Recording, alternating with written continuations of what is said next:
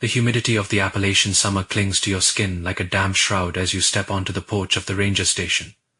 It is 1:14 a.m. in the heart of the Monongahela National Forest, West Virginia. The air here is heavy, thick with the scent of crushed pine needles and damp earth.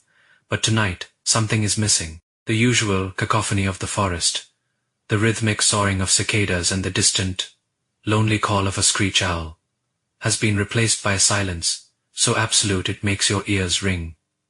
You click your heavy maglite into place, the beam cutting a lonely white tunnel through the mist that has begun to roll off the ridges. You tell yourself that the silence is just a shift in the weather, a drop in barometric pressure before a storm, but your pulse suggests otherwise. You begin your routine perimeter check, your boots crunching rhythmically on the gravel path that leads toward the Blackwood Grove trailhead. You've walked this path every night for 3 years. You know the tilt of every rock and the bend of every oak limb. But tonight, the trail feels narrow. You shine your light to the left, then to the right. The massive white oaks that usually frame the trailhead seem to be leaning inward, their gnarled branches interlacing like skeletal fingers just above your head. You stop. You remember these trees being at least 20 feet from the gravel's edge. Now, the rough bark of a century's old trunk is so close you can smell the bitter tannins.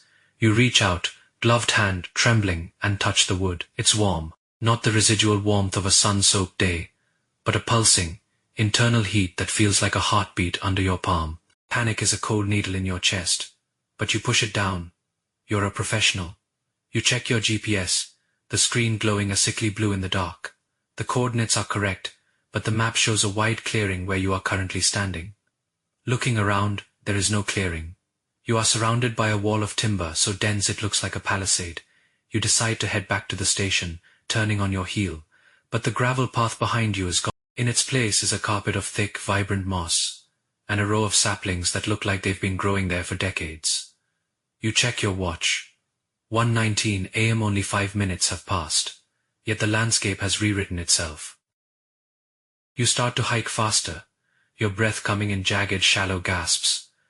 Every time you sweep your light behind you, the trees have shifted. They don't walk, they don't slide. They simply exist in a new position every time you blink.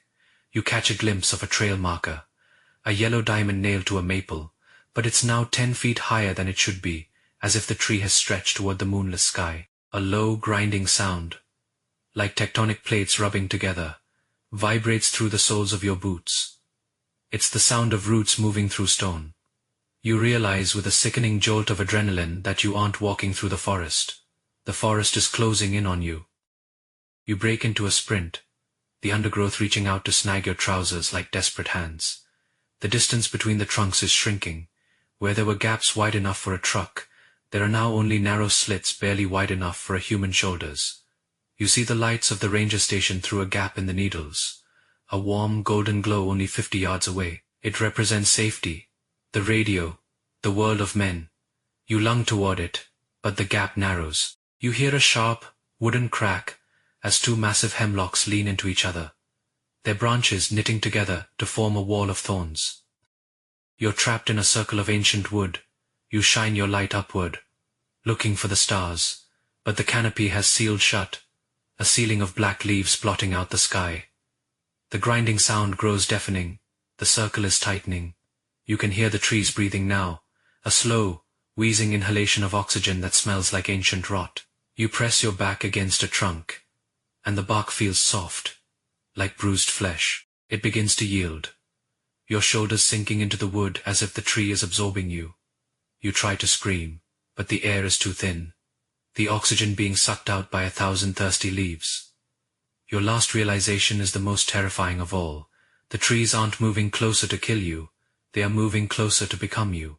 As the wood encases your chest, your heart begins to beat in time with the forest, and your skin hardens into the very bark you once sought to protect. You are the night shift now, and you will be here for a very long time.